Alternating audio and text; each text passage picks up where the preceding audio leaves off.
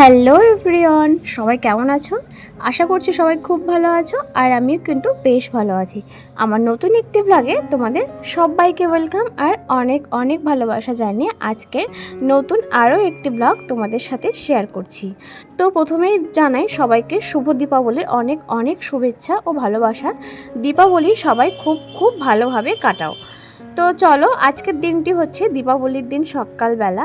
তো আজকে আমাদের বাড়িতে রান্না হবে না, যেহেতু আমাদের বাড়িতে কালী আছে, তো তার জন্য দীপাবলির দিন রান্না হয় না। সন্ধেবেলা যখন আমরা 14 বাতি দেখিয়ে দেবো তারপরে কিন্তু আমাদের ভাত রান্না হবে। এমনি কিন্তু সব কিছুই রান্না করা যাবে, তরকারি সব কিছুই করা যাবে, কিন্তু ভাতটা করা যাবে না। তো দেখো, তার জন্য রান্নাঘরে চলে এসেছি।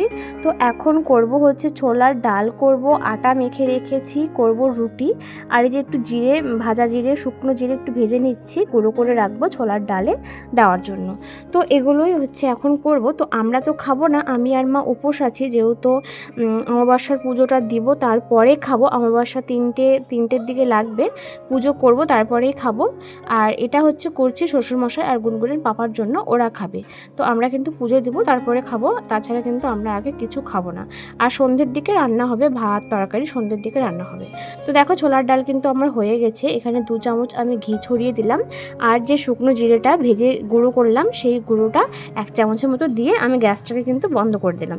ছোলার ডালটা যতটা পাতলা দেখছো এরকম কিন্তু থাকবে না, যত ঠান্ডা হবে এটা কিন্তু আরও ঘন থকথকা হয়ে যাবে। এটা কিন্তু রুটি বা লুচি দিয়ে খেতে কিন্তু বেশ ভালো লাগে। তো আমি তো আটাটা আগে মেখেই রেখেছিলাম, তো আগে যেহেতু মেখে রেখেছিলাম একটু শক্ত শক্ত ভাব হয়ে গেছে, তো তার জন্য হাত দিয়ে আরও একটু মেখে নিচ্ছে, তাহলে কিন্তু আটাটা আরও একটু নরম হয়ে যাবে, তাহলে আমার রুটিটা বেলতেও কিন্তু সুবিধা হবে। আর এদিকে দেখো, গুনগুন ঘুম থেকে ওঠার পরে ওকে খাইয়ে দিয়েছি। তো ও এখন গাড়ি নিয়ে খেলছে, এই ঘর সেই ঘর। আমি রান্নাঘরে আছি জন্য রান্নাঘরেও গাড়ি নিয়ে আসছে। আর যেহেতু রান্না হবে না ভাত, তার জন্য গুনগুনকে কি খাওয়াবো, তো গুনগুনের জন্য কিন্তু ডালিয়া করা হয়েছে। তো ডালিয়া কিন্তু চলো এখন তাহলে রুটিটা করে নিই। আর আমি কিন্তু বিয়ের পরেই এই রুটি করা শিখেছি শ্বশুর মশাইয়ের কাছ থেকে। তো শ্বশুর মশাইয়ের কাছ থেকে শেখার পরেও কিন্তু খুব একটা ভালোভাবে করতে পারতাম না, হয়তো ফুলতো না বা গোল হতো না, কিন্তু করতে করতে করতে করতে না এখন মানে ঠিকঠাক হয়ে গেছে। রুটিটা সুন্দর করে গোলও হয়, আর খুব সুন্দর করে কিন্তু রুটিটা ফুলে ওঠে। তো চলো একটা একটা করে এখন সব রুটিগুলো করে নিই। তো তোমরা কে কে রুটি খেতে পছন্দ করো অবশ্যই জানিও। আমি কিন্তু রুটি খেতে খুব একটা বেশি পছন্দ করি না, রুটির থেকে আবার লুচিটা আমার বেশি ভালো লাগে। তো রুটিটা কিন্তু আমি ওই 1টা থেকে 2টো, তার বেশি খেতে পারি না। তো ভেবেছিলাম লুচি করব, লুচি ছোলার ডাল।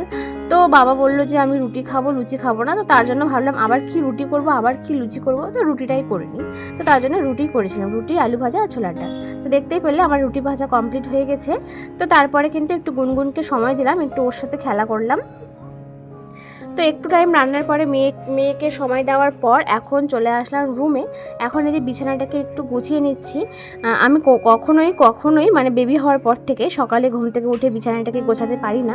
সেটা করতাম বেবি হওয়ার আগে, সকালেই ঘুম থেকে উঠে আমি বিছানাটাকে আগে সুন্দর করে ক্লিন করে নিতাম। তাহলে কি হতো বলো তো, মনটাও খুব ভালো লাগতো আর রুমটাকেও ফ্রেশ ফ্রেশ লাগতো। তো এখন আর সেটা হয়ে ওঠে না, যেহেতু গুনগুন লেট করে একটু ঘুম থেকে উঠে। তো তার জন্য রান্না বান্না হয়, ওকে খাওয়া দাওয়া কমপ্লিট করায়, তারপরে ফ্রি সময় বুঝে বিছানাটাকে ক্লিন করি।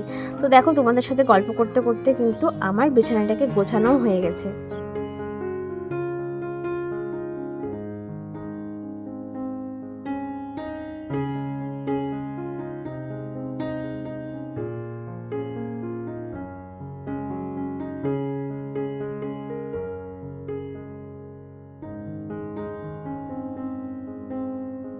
তো এই যে দেখো, এখানে কত বাজি ফটকা, এগুলো গুনগুনকে দেখানোর জন্য ওর পাপা নিয়েছে। ও তো ফাটাতে পারবে না, ওর পাপা ফাটাবে। আর ও কিন্তু যেহেতু বড় হয়েছে, বুঝতে শিখেছে, এগুলো দেখলে ও আনন্দ পাবে। আর তারাবাতিগুলো দেখছো, এগুলো গুনগুনের জন্য নেওয়া হয়েছে। তো এই যে দেখো, ফানুস নেওয়া হয়েছে 5টা। কতগুলো ফানুস নিয়েছে, মেয়ে দেখবে বলে অনেকগুলো নিয়ে নিয়েছে। আর এখানে দেখো গুনগুন খেলছে, দুষ্টুমি করছে, ড্রয়ার টেনে টেনে খুলছে, এটা সেটা বের করছে, আবার লাগিয়ে দিচ্ছে। তো আমি এখন কাপড় গোছাচ্ছি, মানে পুজোর সময় তো এমনিতেই ঘর অনেক নোংরা হয়, অগোছালো হয়, তোমরাও আশা করি জানো। এটা কাপড় পরা হয়, সেই কাপড় পরা হয়, আর কিন্তু খুলে খুলে পাহাড় জমে যায়। তো ভাবলাম আগে থেকে যদি এত নোংরা হয়ে থাকে তাহলে এই কয়দিনে আরও ঘরটা অগোছালো হয়ে যাবে। তো তার জন্য কিন্তু আমি রুমটাকে একটু যেটুকু কাপড় জমা হয়ে আছে সেই কাপড়গুলোকে একটু গুছিয়ে নিচ্ছি। আর ওর পাপা শার্টগুলো বেশি, ওর পাপা শার্টগুলোই ছিল, তো শার্টগুলোকে আমি একটা একটা করে এখন গুছিয়ে নিচ্ছি। দেখতেই পাচ্ছ শার্টগুলো অনেকটা কুচকে কুচকে গেছে, তো হাত দিয়ে ভালো করে সোজা করে করে নিয়ে ভাঁজ করছি, তাহলে কিন্তু একদম ঠিকঠাক হয়ে যাবে।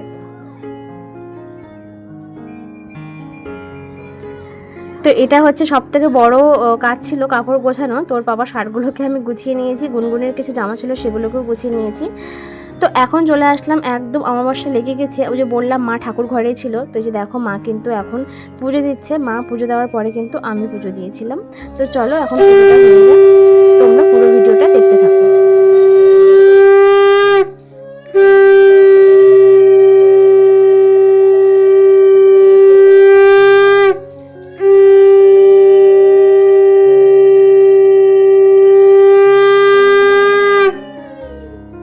তো এটা তো উপরের মন্দিরে পুজো হলো, আর এখন চলে এসেছি নিচে কালী মন্দিরে। তো দেখো ধূপ, পঞ্চপ্রদীপ সব কিছু রেডি করে নেওয়া হয়েছে, ঠাকুরকে প্রসাদও দেওয়া হয়েছে। তো এখন মা পুজো করে নেবে।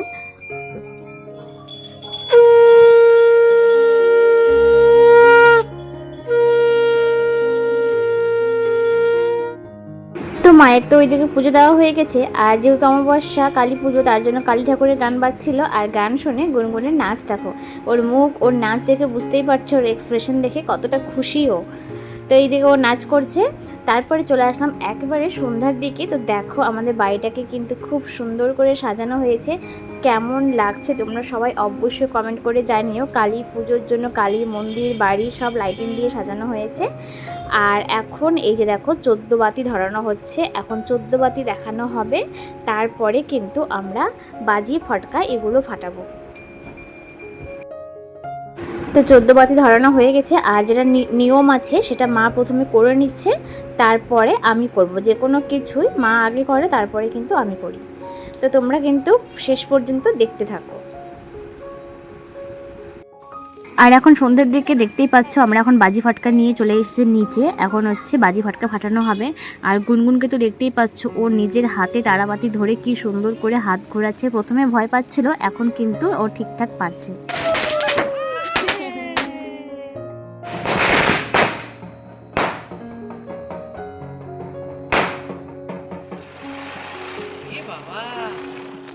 তারপরে নিচ থেকে চলে আসলাম একটু আবার ছাদে, কিছুক্ষণের জন্য ফানুস ওড়ানো হবে। তো দেখো ওর বাবা ধরে আছে, আর এই যে দেখো আমাদের ফাইনালি ফানুস উড়ে গেছে। প্রথমেরটা পুড়ে গেছিলো, উড়াতে পারিনি, তো এটা দেখো খুব সুন্দর করে উড়েছে, আর অনেক উঁচুতে উঠেছিল। সন্ধেবেলা 14 বাতি দেখানোর পর, বাজি ফটকারা ফাটানোর পর রেডি হয়ে পড়েছি, যাব হচ্ছে 2 মন্দিরে যাব ভোগ দিতে। তো ভোগ দিয়ে কিন্তু চলে এসেছি একটা রেস্টুরেন্টে। এটা যেহেতু গুনগুনের খুবই চেনা জায়গা, আমরা অনেকবারই আসি, তার জন্য এসেই খেলতে শুরু করে দিয়েছে। তেমন কিছু খাওয়া দাওয়া করিনি, যেহেতু অমাবস্যা আছে, তার জন্য আমিষ কিছু খাবো না। তার জন্য আমি শুধু চা আর একটা বিস্কিটই খেলাম, আর ওর পাপাও খায়নি, আমি খেলাম না জন্য ও চা আর বিস্কিটই খেয়েছে। তো দেখো আমি এখন চা খেয়ে নিচ্ছি, আর এদিকে গুনগুনকেই খেয়াল রাখছি, যেহেতু রাস্তার ধারে ও খেলছে, কখন না খেলতে খেলতে চলে যাবে বাইরে। আর চারিপাশটা কিন্তু খুব সুন্দর লাইটিং দিয়ে সেজে উঠেছে, দেখতেই কতটা ভালো লাগছে, তাই না?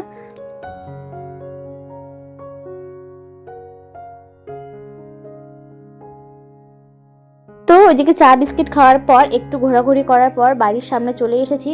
তো আবারও বাড়ির সামনে দাঁড়িয়ে উপরে ওঠার আগে একটু আবারও বাজি ফটকা এগুলো একটু ফাটিয়ে নিচ্ছি। তো দেখো, তো যাই হোক আজকের ব্লগটা এখানেই শেষ করবো। তোমাদের কেমন লাগলো অবশ্যই কমেন্ট করে জানাবে, আর তোমাদের কমেন্টের মাধ্যমে কিন্তু পরবর্তী ভিডিও বানানোর ইচ্ছেটা আরও বেড়ে যায়। তো অবশ্যই কমেন্ট করে জানাবে কেমন লেগেছে। তো সবাই সুস্থ থেকো, ভালো থেকো। আজকের মতো এখানেই শেষ করছি ভিডিওটা। তো সবাইকে শুভ দীপাবলির অনেক অনেক শুভেচ্ছা ও অভিনন্দন। শুভ দীপাবলি, সবাই খুব খুব ভালোভাবে কাটাও।